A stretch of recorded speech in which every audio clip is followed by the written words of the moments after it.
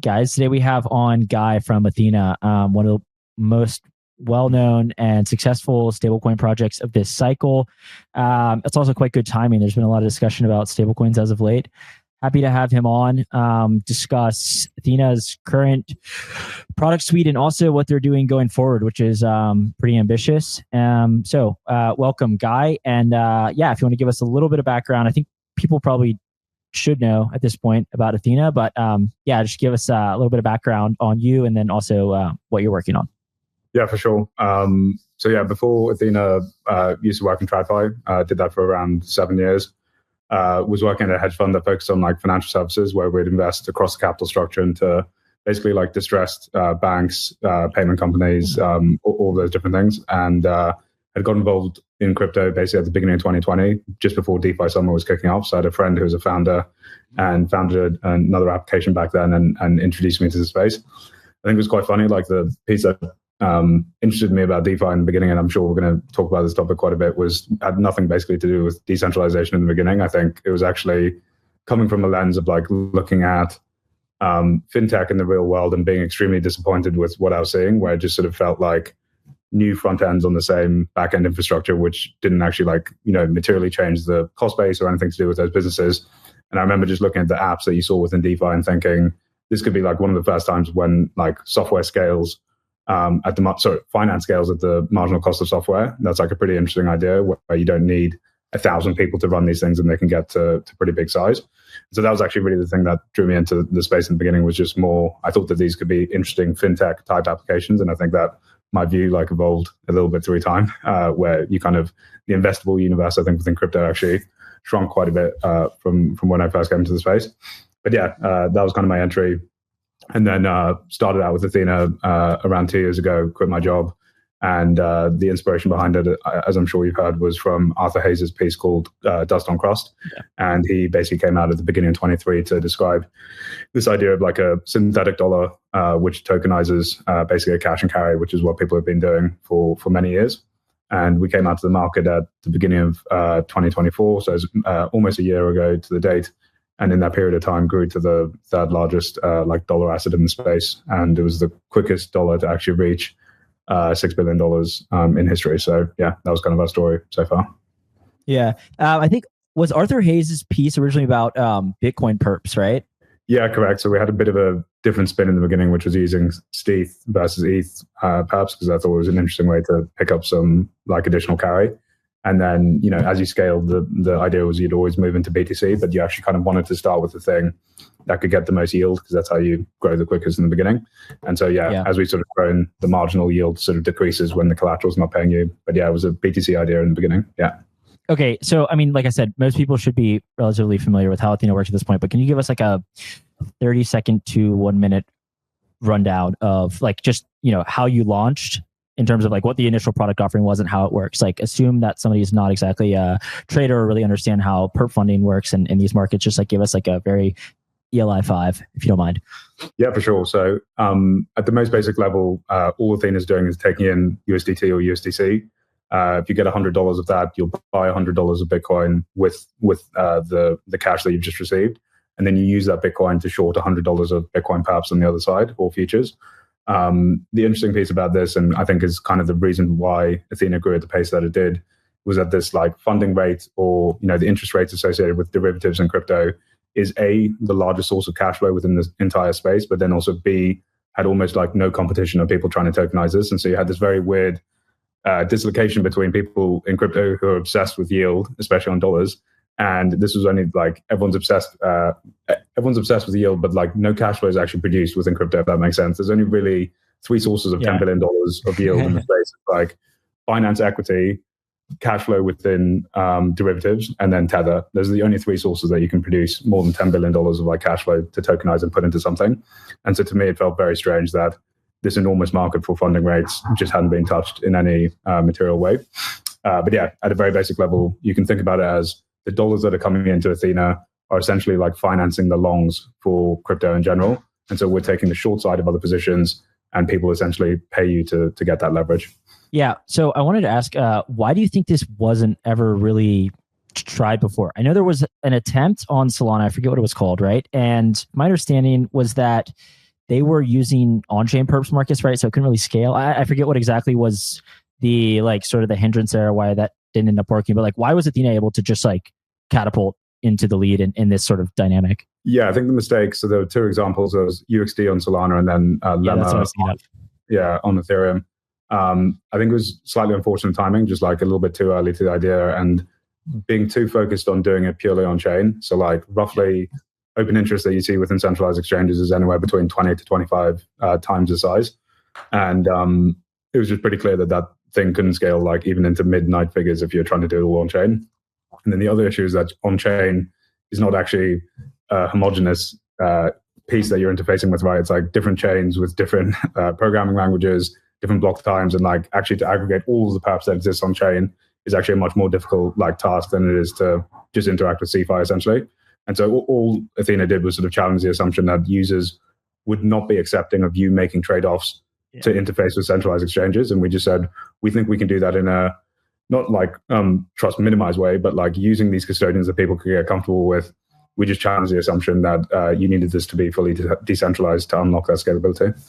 Yeah, I think that like from what I could tell, that was exactly the sort of competitive advantage, was that you were willing to go to these exchanges and make some, compromises. You coming at it from a TradFi background, probably you were like, this is very intuitive, right? But probably for a lot of crypto natives, they're like, no, all this has to be done within this like circular ecosystem, and it just doesn't scale, right? Like the amount of money flowing through those is like just nowhere near what it is on Binance and Bybit and so on and so forth.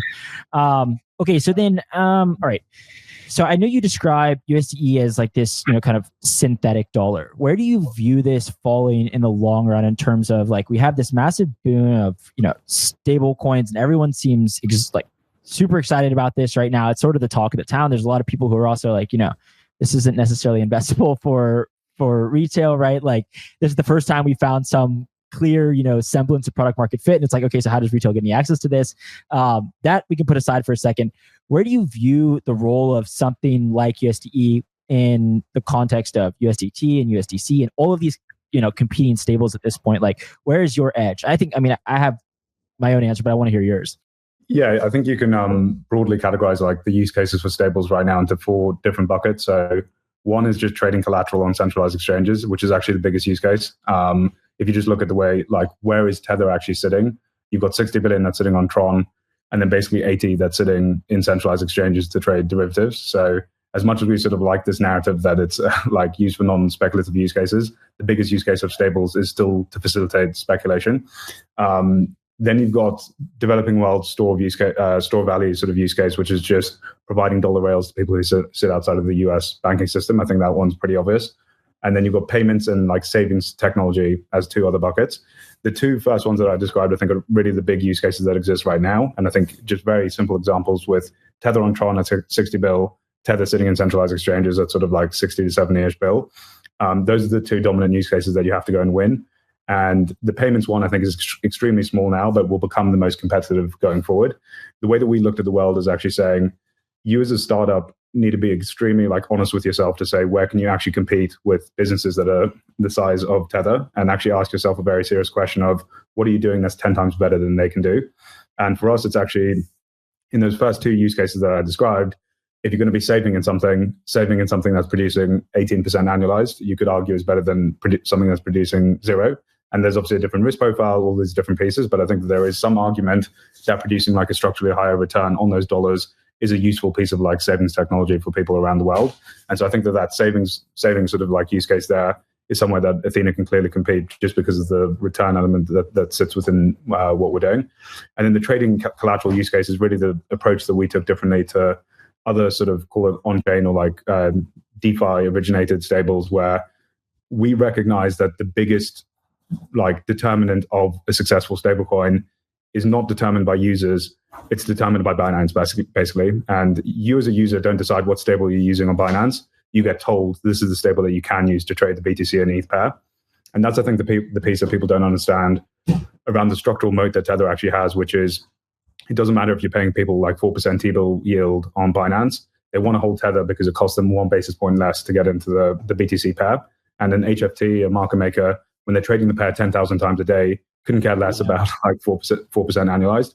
And so I think this is like a big mistake that new startups are making, VCs are making, which is thinking that you can recreate this like amazing success story of Tether, where really their success came at a very unique moment in time, which was driven by like microstructure reasons that you'll never be able to recreate. And everyone, I joked with someone the other day that I thought investing in or starting a new vanilla stablecoin issuer now is kind of like raising an NFT or metaverse fund in like November 2021. That kind of feels like that moment to me, where everyone thinks that these are just some incredible businesses going forward. But if you actually look at the unit economics outside of Tether, I think a lot of them are actually pretty terrible businesses going forward. So the short answer is that we don't really want to be a payment stablecoin competing with a PayPal or a Visa or a MasterCard. We're always going to lose that game. The game that we can win is like derivative collateral within crypto and savings technology for the rest of the world. Yeah. Okay, last cycle we had Terra. I'm sure you've been asked about this a million times. I remember when Ethena launched, there was a lot of people drawing comparisons, which were factually poor, right? Like, I mean, just it's not anything remotely similar to Terra, but there is, as you mentioned, a different risk profile. Explain in like the simplest terms, in the way that your lawyers will allow. What do you view as what do you view as the biggest risks to Ethena and to the protocol as a whole? Like I don't know, once again, this isn't exactly my domain. I'm not really a trader, but like I've always looked at sort of like counterparty risk or execution, like on potentially massive trades as being one of the bigger risks. And again, part of the problem is that we had a stablecoin last cycle where it was very binary in the sense that it was worth either $1 or it was worth literally $0, right? Like it was programmed to be worth one or the other in a sense. And it obviously ended up being worth exactly zero, as it should have been. That isn't exactly how Ethena works, but there are some, as you mentioned, different risk profiles. Like explain that to somebody who may not be like so aware as to how like different stablecoins may work. I think you're one of the ones actually calling for a potential blow up. I think you said it's either us or Eigenlayer that are going to blow up at the end of the cycle. So we still have some way to because neither of those have happened. I think the key risk that you're pointing out is actually the correct one, which is like counterparty risk to centralized exchanges, offshore unregulated exchanges. I think the piece of infrastructure we put in place to try to deal with that is this concept of like off-exchange custody, which you might be familiar with, where essentially since FTX last cycle, you can disaggregate the collateral from sitting on an exchange where you're actually executing and settling. So you can actually hold all of the collateral outside the centralized exchange while still using it to margin the derivatives for the hedge. That was a very key piece, and I think it actually came to light during the Bybit hack like 2 weeks ago, because if you remember when that happened, like the entire timeline went, all right, Athena's about to blow up type thing. And I think it was just an extremely strong demonstration during that period, which is like, actually, this is why we put these pieces in place. And even if Deribit went down, we only had basically like 30 mil of unrealized exposure to Bybit during that period of time, which was closed down within an hour. And so it was basically like a 50 basis points loss that we would have incurred with an exchange that had 20% of the book sitting inside of it. So I don't want to say that risk is zero, but I think we've been quite thoughtful in terms of how we try and approach that risk. And I think going through a period of what you've just seen with largest liquidation in history was like 2 months ago, and then Bybit hack happening like a month ago, it feels like we are sort of gaining a bit more trust, I think, in the market in terms of, I don't know, just the risk profile that they sort of view this in. I would also say that like, I'm not going to compare like offshore exchanges to regional banks in the US, but like this custodial risk actually exists with everything. It's just sometimes it's not extremely like obvious to you. So the reason that, Circle was in trouble when SVB went down was that you assumed SVB credit risk was, negligible when it wasn't. And so, I would just say that these things exist, but they're sort of being transformed in different ways. So you're always facing some sort of custodial risk in some format. We think that like crypto custodians, in the context of having it in a smart contract or sitting on a centralized exchange, is probably the best of the three that you can sort of achieve within crypto. And maybe it's a controversial thing to even say that like your money is safer within a Copper, which is the custodian that we use, in a bankruptcy remote SPV, than it is sitting in like a new smart contract. That's my view. I sleep better at night actually with the money sitting within custodians, but I know that probably won't, many people won't agree with that. Yeah. I mean, you probably have some recourse with Copper. You don't really have any recourse with Lazarus. So, I mean, like, these are just things that the market has shown us at this point. Like, there's definitely trade-offs. And I don't think that would have been controversial in like 2019, I think, very much so. I think people, especially as more institutions or whatever are being onboarded, I think it's like quite a reasonable take. This is like a bit adjacent, like a bit tangential, but yesterday, there was like this, thing on Hyperliquid where there was this trade, and what ended up happening is basically Hyperliquid just like canceled an order that they had exposure to. This is like adjacent. I'm not necessarily relating this to Ethena at all, but like, how do you view this type of thing with centralized exchanges? And then, maybe Hyperliquid a bit as well, but like, how do you view this kind of dynamic, and especially in the context of like users? Like, what do you think that users are expecting going forward? Because there was a lot of pushback yesterday. In fact, it was maybe the first time that I've seen people get a little bit, like turn on some of the people who end every tweet with Hyperliquid. Yeah. Maybe it was the first time that I saw a little bit of pushback. I'm interested because this is now kind of like bridging into that, territory of like some discretionary ability for custodians, maybe not exactly the word, but exchanges to make decisions. How do you view this in terms of like security and risk going forward, like just building out these systems? Yeah, I think it was obviously pretty unfortunate what happened with Hyperliquid, and I know obviously it's a difficult thing to do, to ship at the speed that they are with the size of team that they have, and like do everything perfectly, because to manage the risk on like what they've built is not that easy. The one piece I would say is that my sense is that users are actually fine with a team or some entity in the background having some level of control, because actually when shit hits the fan, actually the outcome that you want is that normal users don't lose money, basically, is kind of like the outcome that you want. And if people are stepping in, yes, it's not great that there's an ability to do that, but I think that that's like the outcome that people should be solving for. I think the issue that people had specifically as it relates to yesterday was it's not actually clear to people from the outside in, because it's closed source code. No one actually can see under the hood what actually are the controls that the team has in the background. So I think the very specific piece yesterday was resetting the Oracle price to a price that basically screwed over the guy who was like manipulating it. And so there's actually a full spectrum of what they could have done, right? There was one which was, we'll close the market at fair market value, which would have meant a lost HLP. But they actually went one step further, which is we're going to close the market at a place where the trader who was in the money, lost on paper. And I think that's just one piece where you could, if you are clear to users up front to say, we have these controls and these are like this is the framework in which we would actually step in to do something, and then you do it, I don't think people actually have an issue with that at all. I think it's just when you're surprised by things. And we even found that ourselves, I think, on the Ethena side, which is saying, your assets are sitting within these custodians, and like you don't actually have like control of your assets. You've sort of given them over to the custodians. But I think as long as you're telling people that that's happening and they can sort of read it before they come in, that's it seems to me to be something that's acceptable to the market. Yeah.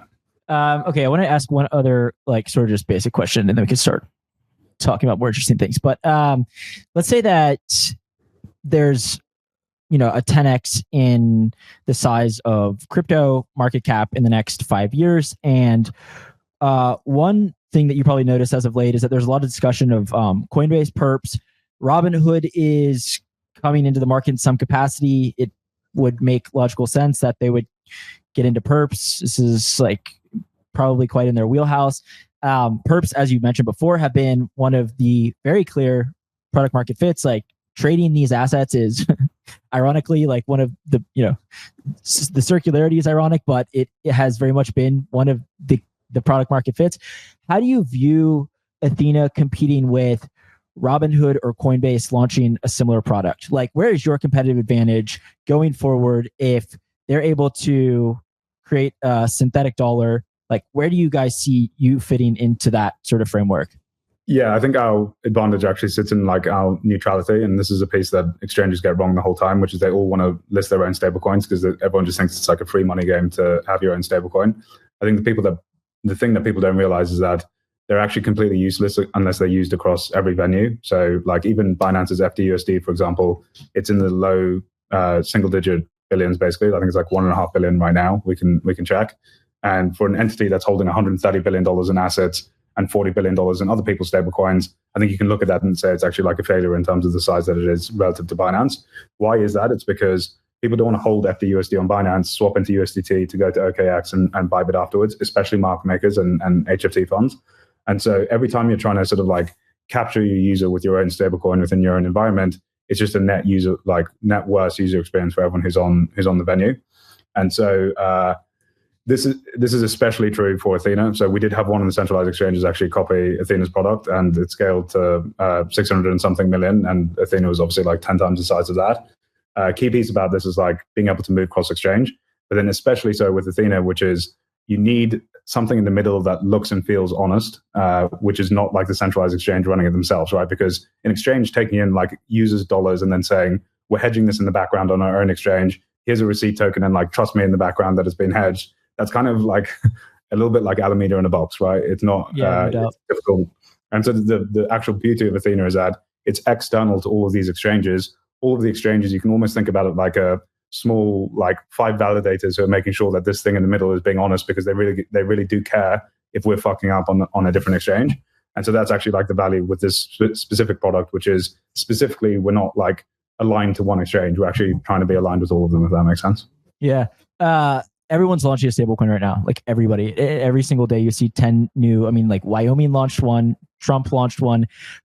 Is your view in the long run that there are hundreds of stablecoins, or that there are very few? And then secondary follow on to that, what about the whole like abstraction thing? Like, how do you feel about, are you going to be sending somebody USDT and it shows up in their wallet as USDC, or are we gonna, all converge around a single sort of unified stable, single stable coin? Yeah, I think the unfortunate outcome we're going to arrive at is like suboptimal, and it's going to be driven by like ego, basically, which is we're going to have a power law outcome like we see right now, with 2 or 3 dominating like 90% of share.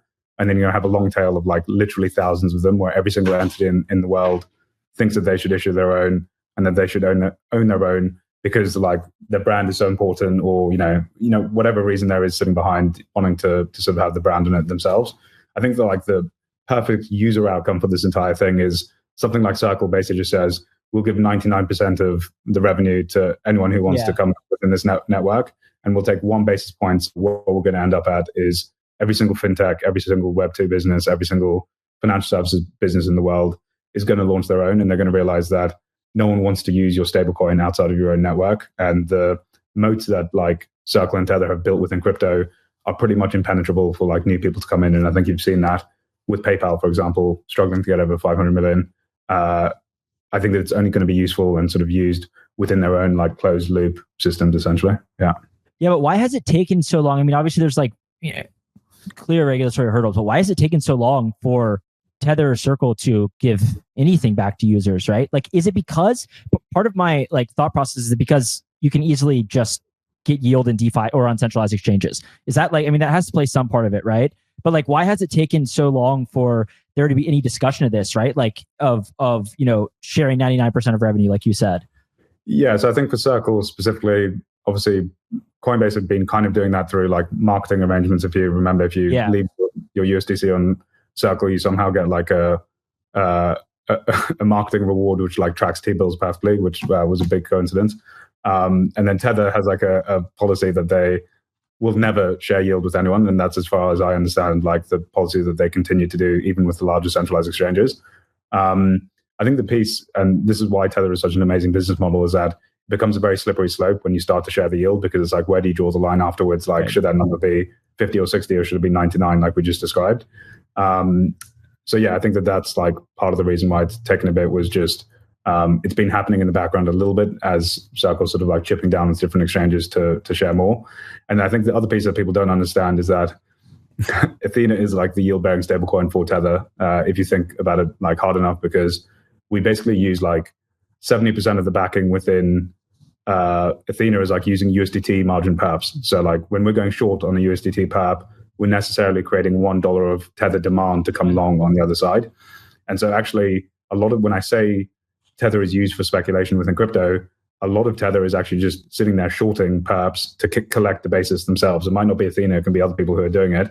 And so that's actually like the yield-bearing version of Tether. It just hasn't been productized by them to push it out. And in essence, if you actually go like down the daisy chain, Ethena in some format, you can sort of think about it like every dollar that we go up, Tether goes up by 70 cents. And in essence, we're kind of like a yield bearing version of Tether, if that makes sense. Yeah, it does. Okay, so I wanted to ask you about something that has long been a thought in crypto, which I personally disagree with, but I'm interested to hear your take. There's been this thought that like anything with an oracle price, like anything that can be priced on chain, could in theory be used as a currency. And I think the rationale for this is just like all of these, stable coins or crypto assets, we could end up just paying with any of these or using any of these as, collateral or, like a money of sorts. You said you're not going after payments for the time being. Like you very much seen yourself as like a sort of a trading focused stable coin or synthetic dollar, right? Why wouldn't in the future people just prefer to hold something like, USDE and use that functionally as money? Yeah. So to be clear, we definitely do want to do that. I think it was just more around the sequencing of like, what are the big pieces that we can win first? And then how do you just think about the ordering in which you go chase them down? I wrote at the beginning of the year, I had a roadmap piece that I put out, which I can share with you, where we spoke about how we're trying to like broaden out into other distribution platforms. And one example I gave was like Telegram, which I think is particularly interesting, where at the moment you can actually, as of like the end of next month, basically just hold USD within your custodial wallet within Telegram next to Tether. You can send it to your friend without like wallets. It's just sending like a name tag basically to your friend to send money. And then you can save within the same token and then spend with Apple Pay with your token sitting there. And so if you take one step back, this is like 95% of financial services for most people on earth, right? Is I just want to hold $1 in my wallet, get a yield and spend it. Like that's it. That's all people want. And you're kind of achieving all of that with just a single token sitting within a wallet they use or like a messaging platform they use every day. So to me, that's actually this is a very cliche thing for people to say, and it's almost like cringe for me to say it, but like this is genuinely a product that I believe like 1 billion people can actually find useful out of crypto, is what I just described there. And so I think for us, it's what I was saying now was less, we're going to go and actually try and compete in the normal payments and financial services like industry against like $400 billion companies like PayPal, MasterCard, and Visa. It's actually, we can be useful for these payment functionalities, but it's going to be sitting in something which isn't a financial services business at the moment, if that makes sense. So sitting in the back end of a Telegram and different platforms like that, where you can actually integrate what we're doing without explicitly going to sort of compete as payments technology. Yeah, for sure. And I think it seems much more intuitive to say that something like a yield-bearing stablecoin could ultimately be used as a pure medium of exchange versus something like, some of these wild idealistic views of like, oh, you'll just be paying with some portion of Apple shares. It's like, no, that's not how it works for many reasons, right? But if we were going to use something that's not functionally a literal dollar, but something similar, it seems much more intuitive that it would be something like a yield-bearing stablecoin that has, at least the ability, like if you were thinking about this at a macro level, like to preserve your purchasing power, even in small increments over time, right? Okay, I mean, so go ahead. That is almost like your deposit account at the bank, right? It's just not a very high yield. Like you're constantly accruing that yield until the moment you spend it. And that's actually one small inefficiency with the payment stuff that you see within crypto, is that you have these gaps in terms of like not earning interest down to the very last second until you actually spend it. But I think it's already there. You can actually plug and play this on an EOA on Ether Ready, where you can plug in a card, and whenever you want to spend SUSD, it essentially swaps into USDC in an AMM in the background, and then sends the USDC to the merchant who can receive that on the other side. And so you can actually kind of turn anything into like money, so long as you have like a route into USDC, which can be accepted on the other side. Yeah. Yeah. I think one other problem, just like slight side note about that, is that like for a lot of these, there's like very idealistic visions of, being able to use anything as currency, but like the whole headache of like capital gains and appreciating assets being used as currency is like not viable in any short time frame in terms of like how taxing and like regulation works. It's like, it's not, you just don't want to be paying, like ordinary income on every, like short-term asset you've purchased that's gone up in value. Like, so unless for some way we were able to completely remove, like capital gains tax from like, just like the vast majority of assets, it's like, it doesn't really work like that functionally. But what I'm saying is like, I could definitely see a compromise where something like a yield-bearing like stablecoin that has some type of like, algorithm in the background that's creating this like that this yield is like much more intuitive than like what a lot of crypto people have seen for a long time. The only reason I bring it up is because like that's been a like talk in crypto since I can remember, like 2017. Yeah. I'm like, oh yeah, I just don't really think it works like that. The Gwart Show is sponsored by Ellipsis Labs, who I've been following for 3 years now. They're one of the strongest teams I know in crypto. Ellipsis Labs is a small engineering team with a flat structure. They build complex systems, primarily in Rust. For engineers who like challenges, here's the kind of problem they solve. A layer 2 blockchain needs to maintain 100 million accounts and generate a state root after each transaction batch. The root must be built within 50 milliseconds. How would you design a system to ensure the root construction is fast enough? High-performance challenges are core to Ellipsis Labs' mission as they build modern crypto finance. They believe finance needs more than an upgrade. It needs a complete rewrite. The success of their first product, Phoenix V1, speaks for itself, doing over $70 billion in organic trading volume. Now, Ellipsis Labs is building Atlas, the blockchain purpose-built for verifiable finance. I know this team personally, and I like them because they're unique in the crypto space. They have a long-term focus, they work in person from their New York City headquarters, and they're here to build products that fundamentally change the world of finance. If you want to learn more about their open roles, go to ellipsislabs.xyz/careers. Let's talk, okay, so you're launching Converge. This is your new chain. Give me a rundown of this. Yeah, I think the super high level thesis that we have here is that there's kind of two use cases that we see for blockchains right now. You've got settlement for speculation, which I think you can just see with meme coins on Solana or derivatives on Hyperliquid. That should be pretty obvious as just a use case that exists now. And then I think the other big one is settlement and storage of stablecoins and then tokenized assets. And I think that this second category, if you actually believe that like the crypto thesis is real, you should believe that that second category that I just described to you is a much bigger one than the first in the next sort of 10 years. And it's the one that's actually much earlier in its sort of life cycle, in my view, where really like no financial assets exist on chain. You've really only got like T-bills right now at very small scale. And the speculation one, you sort of feel is getting a little bit like long in the tooth, if you know what I mean. Like we can even look at very basic metrics, even where alt market cap peaked in 2021, Q1 24 and Q4 2024. It's basically the same number, like the same notional number. And to me, that was very like indicative that we've kind of found out how much retail money there is in the world to sort of speculate on what is 99% just complete vaporware garbage, right? And we're hitting the same number 3 times in a row, which to me is a pretty strong signal that like we're running out of sort of steam on that side of things.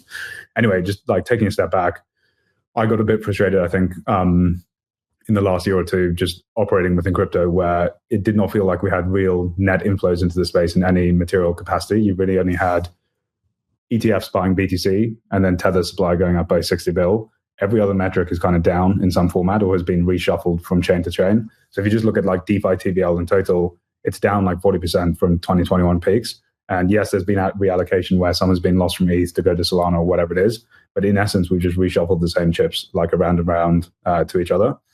And I think the view here is like, we've got a product that I think is actually uniquely interesting to TradFi, which is like $1 with an 18% annualized yield. And the demand for that product is not like 5 billion. It's like north of 100 if you can deliver to them in the right format.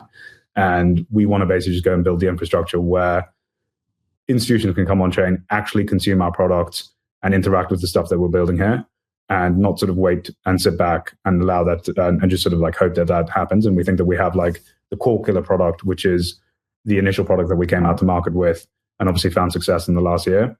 And we're essentially teaming up with Securitize, who's obviously the tokenization partner for BlackRock.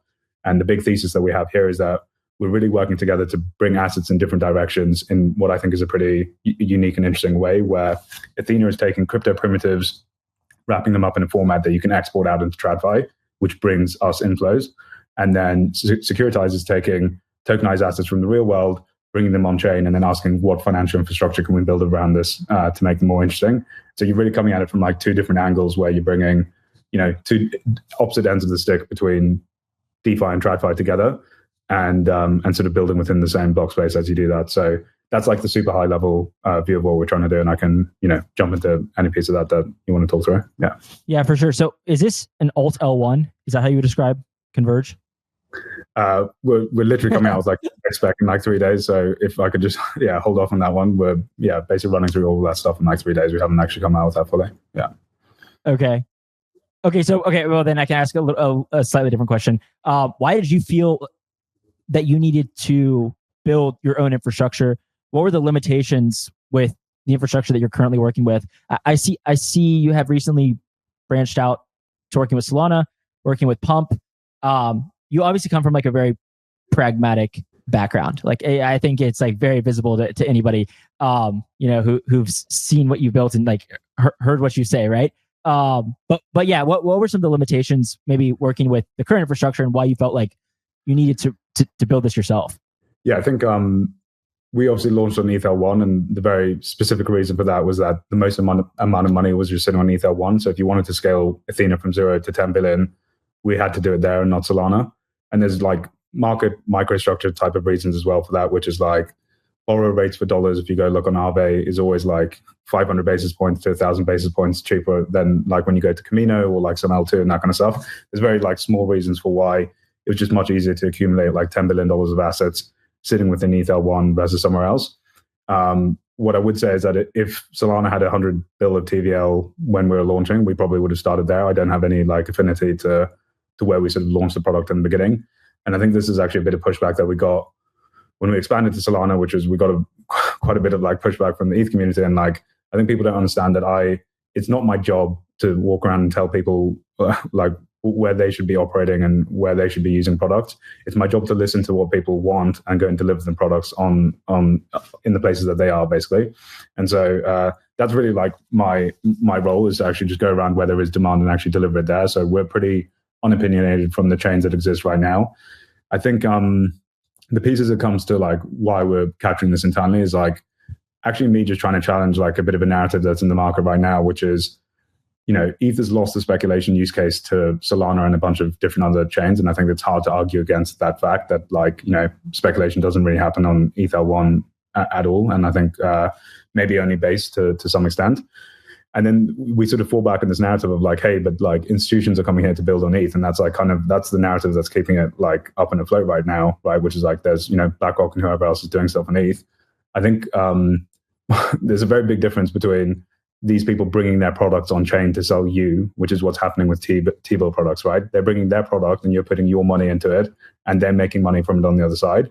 And there's a very different proposition, which is, do you as an institution want to put money into my product and actually grow my product that sits on chain? Is a completely different thing. And I think that's what we're wanting to go and capture. And I think the piece that I am challenging here is that I do not think institutions are just going to build on ETH just because they were here in the beginning. I think the people that decide that are the people who build the products and the issuers of the assets, i.e. Ethena and Securitize. That's who's actually going to decide where these people are going to come and do things. And so, yeah, that's the piece that I was sort of challenging. And I think, it's more that we can sort of capture more value to ourselves, like owning this. And I think that actually the ownership of this and like who decides the outcome of how this looks sits more at the application level and the issuer level. Yeah. Did you feel like any of the cultural aspects of Ethereum were like I kind of alluded to before, like limiting, or did you get jaded at all by that?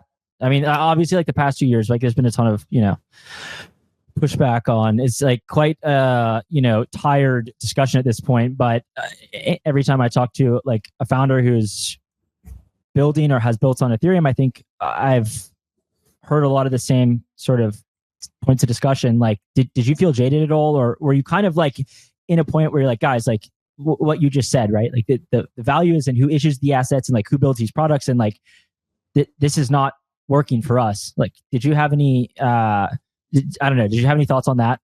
Yeah, I don't have any bad feelings, resentment or anything towards ETH. Yeah. It's just more I think a very clear example here is actually when we were coming over to Solana, like the BD arm at Solana is like feels very professional and business-like, where you get thrown in a group chat. It's like, here's a Google Doc. Here's $10 million that we can seed this pool. And it just feels like you're efficiently getting through things to get things done and actually deliver products. No one actually within Ethereum interacted with me for basically like 18 months until a few months ago. And, I would have thought that we're one of the more material things that sort of happened on ETH1 in the last few years. For sure.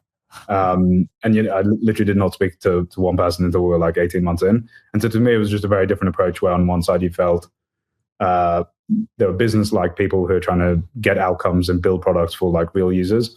And then, I think it's just a bit more of a distance approach from the other side. So I don't have any issue with that approach. I'm just sort of describing what it's like to sit on the other side, and you can see why more things get done elsewhere. Yeah. Well, who finally spoke to you 3 months ago? Met Vitalik for the first time a few months ago. Yeah. And what was the? I don't want to probe if you don't feel comfortable sharing too much, but I mean, do you feel like he has a sense for bringing and keeping businesses on the L1, or is it sort of secondary in his mind? That I don't know enough about. I'm not sure. I think that he probably wants more of that to be done via the EF, if at all. I think we just have slightly divergent views in terms of what are the products that people want. And I think this even came out in some of the thought pieces that he put out himself around how he thought about DeFi, being quite circular, speculation. He's obviously not a big fan of all those things that are going on. I think the slight paradox here is that most of the value in ETH basically comes from the existence of DeFi, and whether you like it or not, ETH would probably be $200 if DeFi didn't exist. And yeah, I think that's the I actually see a lot of merit in the arguments that he's making around the circularity around a lot of the stuff and the unsustainability around a lot of it. But at the same time, I think we also need to recognize that some of the activity that's happening there is also what actually gives value to any of these base layers as well. So yeah, I also think that, even just the nature of what we're doing at Ethena, it's a pretty offensive thing, I think, to OGs within the space. And, someone like Vitalik, who's so focused on decentralization, we came in and we said, we're going to create a dollar adjacent asset that connects into centralized exchanges. That's pretty much one of the most offensive things that you could actually say to someone who's built with the ethos that they've had through time. So I don't sort of hold it against them. I think we just have different views on what users want. Yeah. Yeah, it's quite interesting too, because if you go back and listen to a lot of the talk around, especially the merge, I remember hearing this, one of the big selling points for ETH, the asset, was as collateral, this pristine collateral for decentralized stables. That was one of the narratives. I would say top 2 or top 3. That was the premise, right? There's going to be an emergence of decentralized stable coins. And this was the ideologues were all, gung-ho about this. And this just did not come into fruition. And there's a number of reasons why, people say capital efficiency. Some people argue against that. What is your take? Why have decentralized stables just never taken off? And not just never taken off, but they've continuously lost market share. Is there any future in this? Yeah, I think they're just not solving for the things that people care about. So with a stablecoin, there's actually only 3 axes you can think about. And this is also why all of the new issues that are coming into the market, I sort of have the same bearishness that I was describing to you in the beginning. There's only 3 axes. So there's how stable are you around $1? And if you can't do that, then you're out of business pretty quickly. The other one is liquidity, and you're never going to be more liquid than USDC or USDT. And then the third axis is return. And that is actually a wedge that you can actually create within the market, because either Circle is constraining themselves with just T-bills and not longer duration assets that can pay you more and generate more. And then Tether is just deciding as their business model, they're not going to do that. So that's actually the only lens that you can look through this as a new issue within the market, which is I can only compete if I have incumbent distribution, like a payment network that's just going to put it within their own system, or I'm going to pay people more with the reward that you can generate. And then you sort of look across crypto and you realize there's actually only 3 sources of yield that you can put into these things. You've got T-bills, RWAs, you've got over-collateralized lending within DeFi, and then you've got CeFi perps. And that's all Ethena did was we came into the market. And if you think of those 3 buckets as well, all you're doing is actually lending to people. That's all stablecoins are. The first example is you're lending to the US government. The second example is you're lending to over-collateralized degens and DeFi. And then the third example is we're lending to degens and CeFi. And all we did is come into the market and say, no one is lending to these people and they're getting paid 20% annualized while our base at 8. There seems like an opportunity here when the market's $110 billion in size. Okay, I want to come back to Converge. I got a little bit sidetracked there. I want to come back to Converge now. You're working with Securitize. What do you view as the main assets? If I know you said you're going to drop more information on this, but anything you can share now? What are you excited about? RWAs, T-bills, maybe less exciting. Perps, obviously. Where are you guys going with this? Sell me on this. Yeah, there's a few different angles. So we have this product called USDE, which is coming out in basically the next couple of weeks. And I've written about this at the beginning of the year. It's basically a regulatory wrapper that sits around USDE that we can actually put it in a format that TradFi can consume. So you're basically tokenizing it as a security, and then putting KYC and permissioning around the asset. What's interesting about that is you can then deliver it to people who sit outside of crypto, who don't touch crypto rails at all. So you can basically go to Securitize as like an investment manager and say, I just want to send you fiat and like get the replication for like the underlying return that's being generated here. I don't need to touch USDC. I don't need to do anything. You just put money into a bank account for a fund manager. And that to me is just such an enormous opportunity, which is like, think about the size of demand for dollars that sit within TradFi at even single digit yield. You've got something here which is uncorrelated to the yield and returns that you see within TradFi that can scale to multi-billions.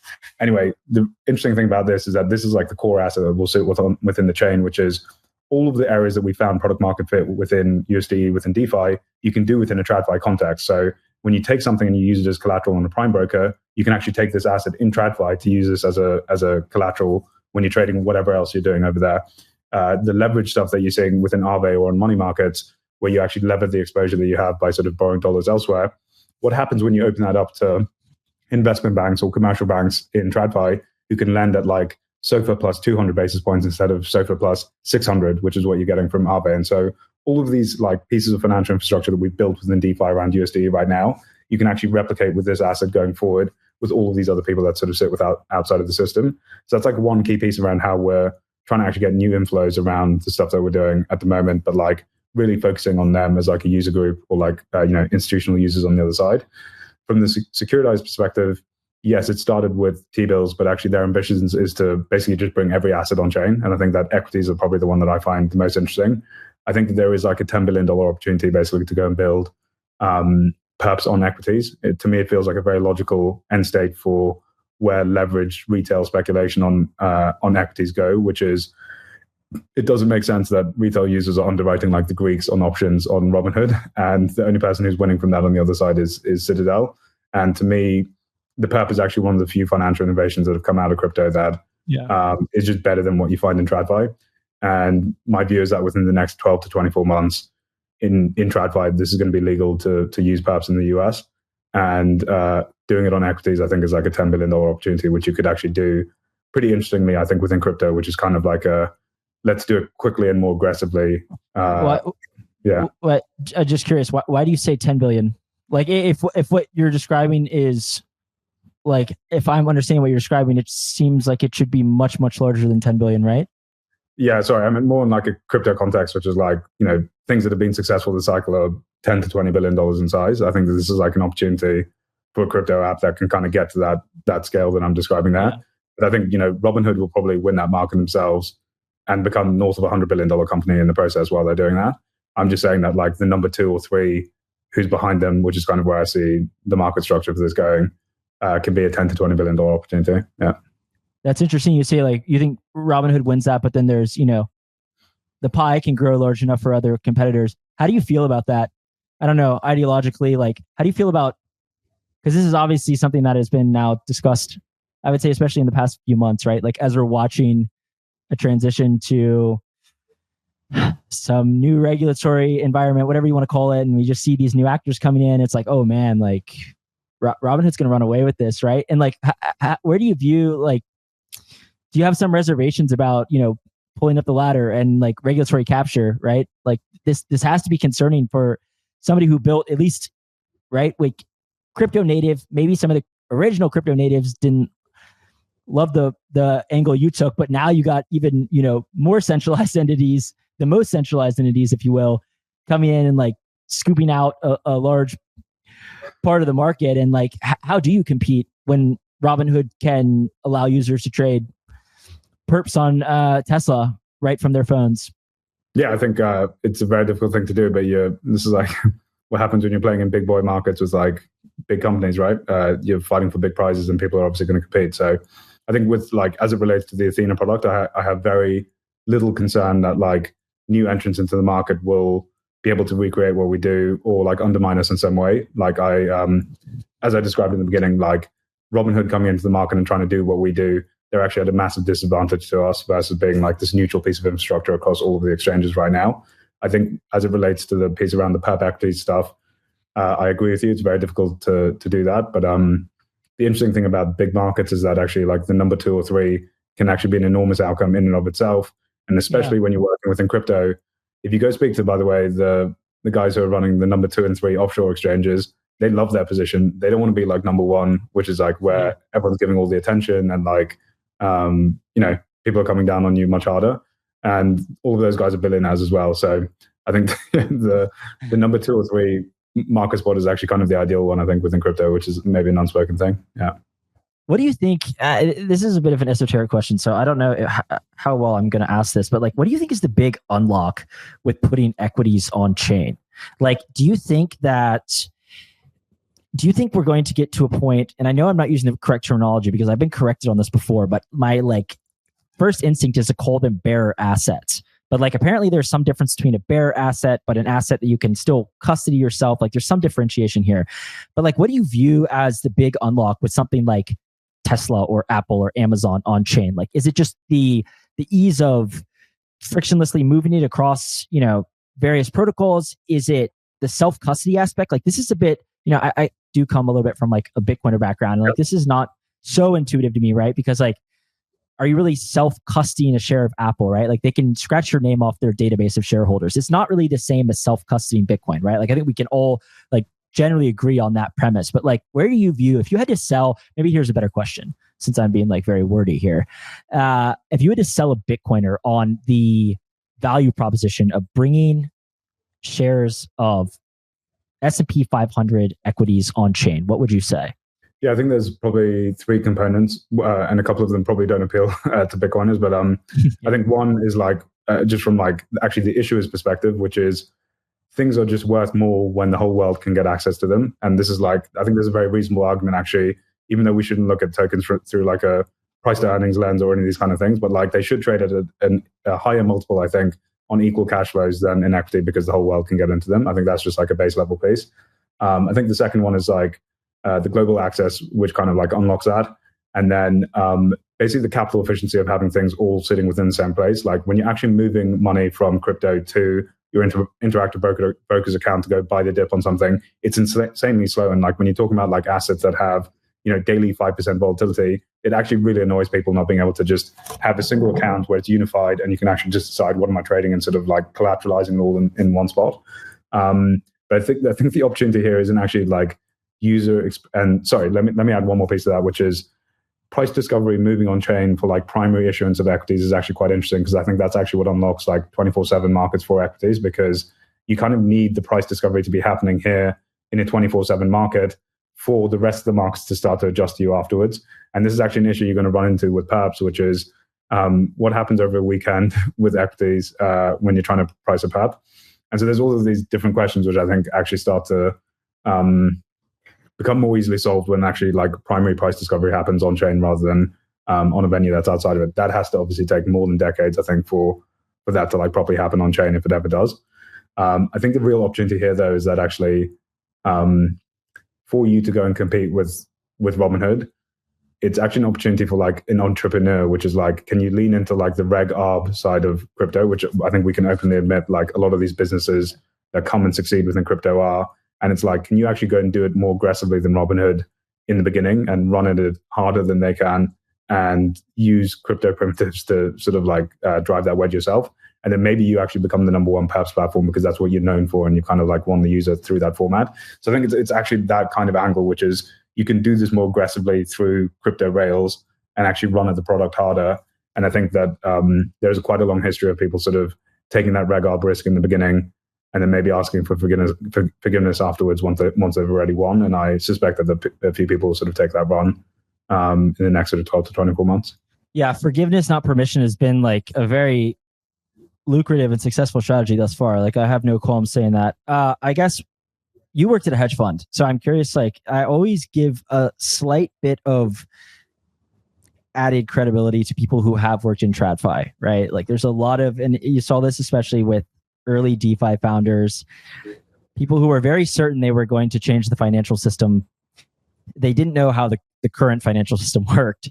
I'm interested when you say price discovery happening on chain, right? Like this was something that I got like way too nerd sniped into, not like at a, extremely mechanism design level, but like MEV and the way that trading on chain works is, I don't know, like you worked at a hedge fund. Would you agree it's like generally untenable for the long run of price discovery with very liquid and, valuable assets? Like, where do we converge in terms of price discovery, but also on platforms where people aren't getting, sandwiched and sniped for 10% on, execution and whatnot?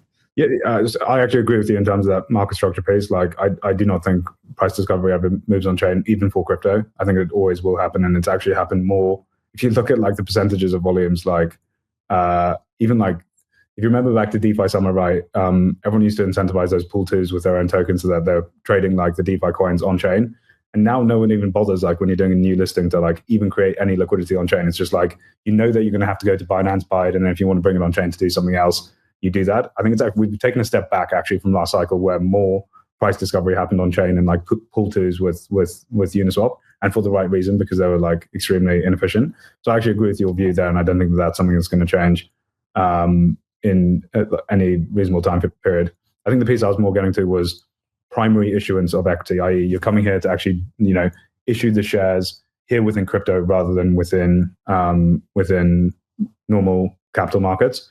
And once you're like issuing it in a market where the substantial size of your float actually sits within markets that are trading 24/7, that's actually how you sort of like move the market to that same frequency, if that makes sense.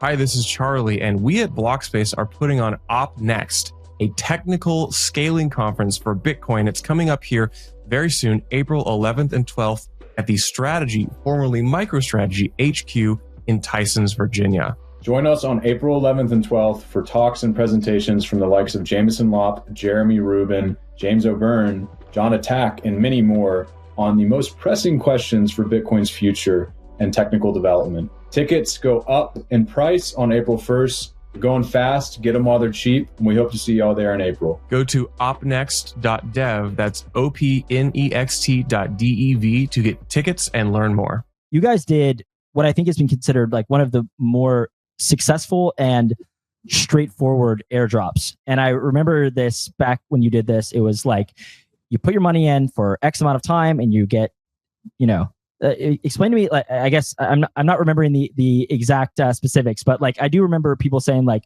this was how it should be done. What did you guys see in terms of like the airdrop dynamic, and then like how you guys sort of executed on this? Yeah, I don't want to take too much credit for it, because I think it's quite easy with Ethena, right? We're trying to incentivize one thing, which is like the supply of USDE to go up. And so when you can more easily define what is the outcome that you're trying to achieve, I think these incentive things become a little bit easier. I think it becomes more difficult actually when you're looking at something like, I think Blast was a good example here, which is like a chain is very difficult to actually decide like how we're trying to incentivize different things, because you don't even really know what the outcome is that you're trying to achieve on the other side, which is like, I want a killer app to come here, but like you can't just like put points out to say, deliver me a killer app. So anyway, I gave that context because it is quite like well defined in terms of what we're trying to do.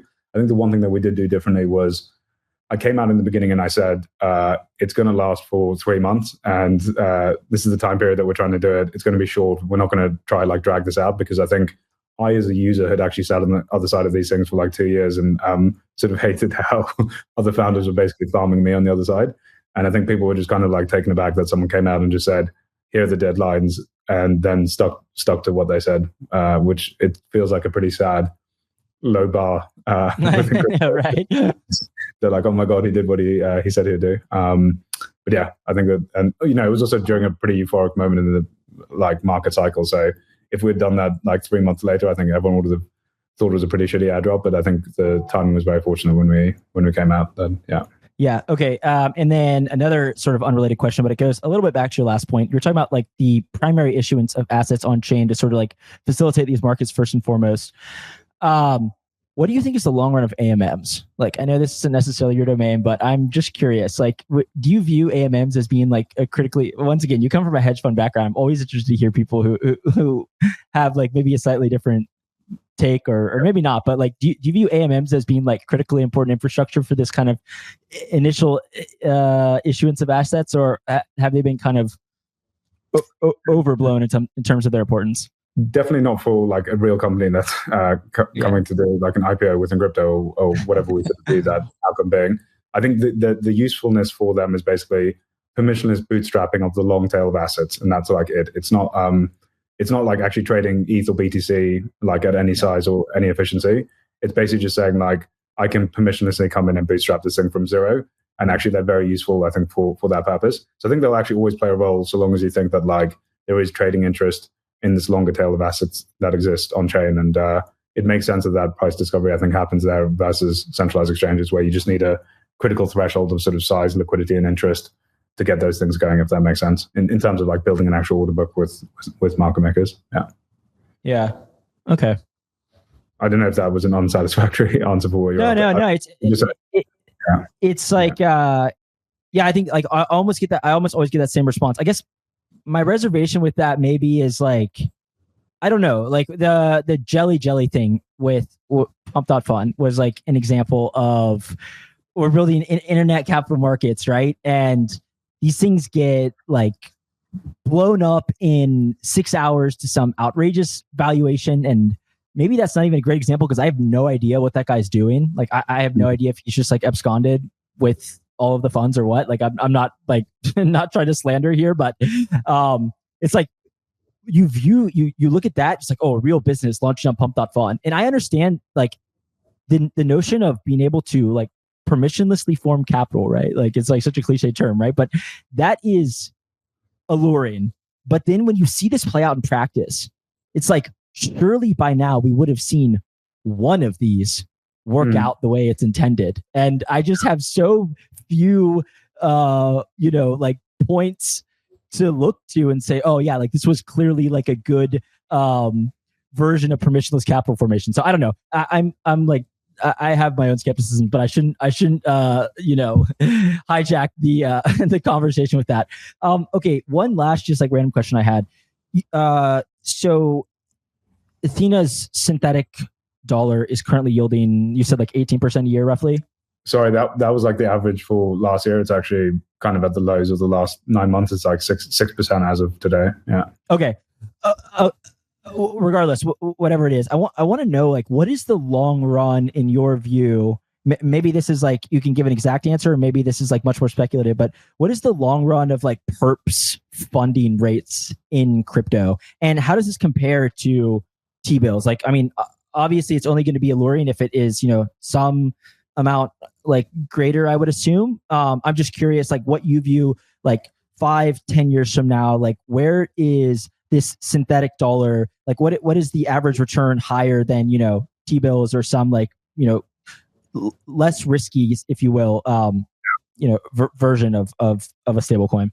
Yeah, I've got a long answer for you on this one. Nice. Yeah, you can kind of the most interesting quality I think of basically the funding rate is that it has a weak negative correlation to rates in the real world. So we kind of saw this in the last cycle, and we saw this in Q4 of this last year, which was when rates go down, people speculate on shitcoins more, and they want more leverage to do that. And so the rate on this product goes up.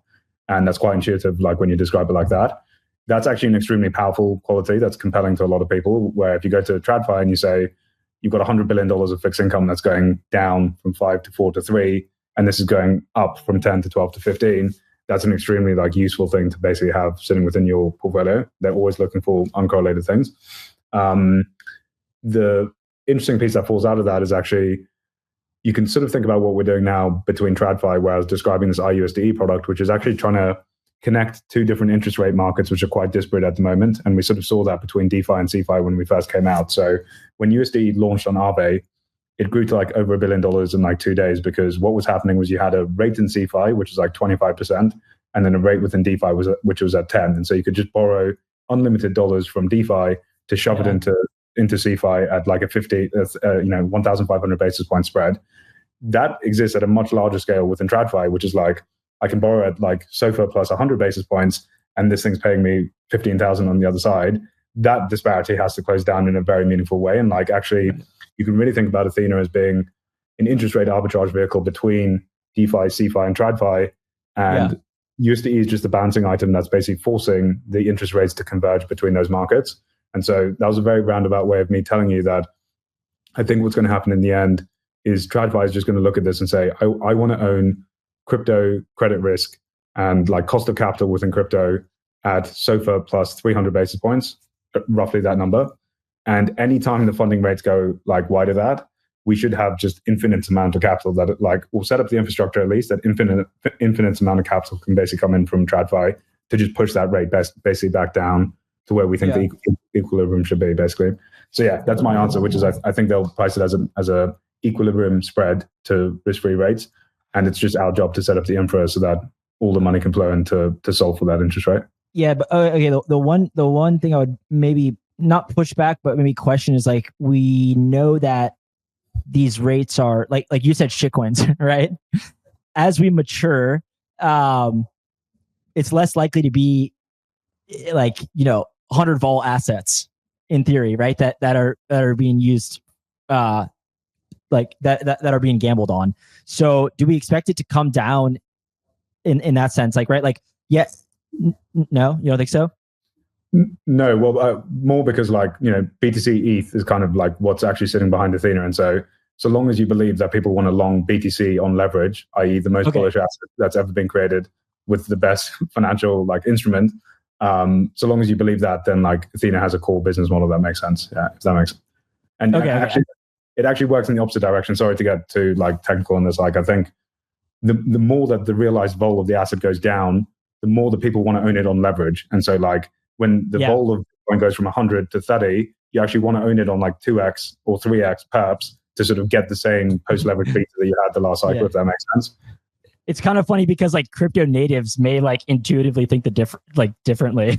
Just like degens maybe higher vol, the more they want to max leverage. But when you get real people making real financial decisions, it completely switches the chasm kind of. Yeah. You have a trade on perps. I'm interested in that. Do you touch perps ever, or is it just long beta too? Yeah, I mean, really, there was a period of 2 or 3 weeks where I was very convinced that I was an excellent perps trader. And then I was, rapidly humbled. I play around with them, right? But not with serious money. I know I'm not a trader. I know I don't have an edge. I'm also, for what it's worth, okay, maybe I said that was going to be my last question, but do you think that people, how many people do you think have an edge trading perps? Realistically, you see some people on who's this guy that I think Jordy Alexander's mentioned, High Stakes Capital. He has at least a reputation for being an excellent trader. A lot of us thought that Alex Weiss was a god last cycle, and I think he just kept clicking. Right, super smart guy, but kept clicking. I'm just curious, this is a little bit adjacent, right? But how many people, and again, you come from a hedge fund background, how many people do you think are actually good at trading perps? Probably sub 100 or sub 50 in total. I don't think it's a very big number at all. Yeah.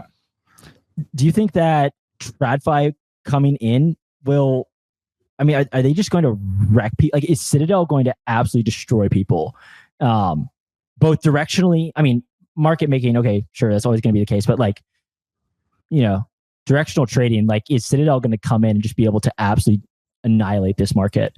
Yeah, I'm not sure on the directional side of them, if I'm being honest. I don't know enough about them as a firm. Obviously, on the market making side, you obviously expect them to come in and be extremely competitive there. But my guess, obviously, that headline came out a few weeks ago. I think that probably takes a longer period of time to move into the offshore unregulated venues. That's going to be a pretty big reg lift, I think, for someone like them to come in and do. My guess is that a lot of the work will be around CME type venues in the beginning, just touching majors, and the crypto native market makers probably have a little bit longer to sort of keep the offshore venues to themselves, especially on altcoins as well. I think it's hard to say you have a directional edge on any asset, and no matter who you are. It's a bit of a ridiculous thing to even walk in and say. That's the one good thing about crypto still, right? Is who's to say that Citadel and Rentech are that much better than some absolute degenerate on crypto Twitter with a penguin avatar? Nobody knows what they're doing. It gives you a little bit of hope, right?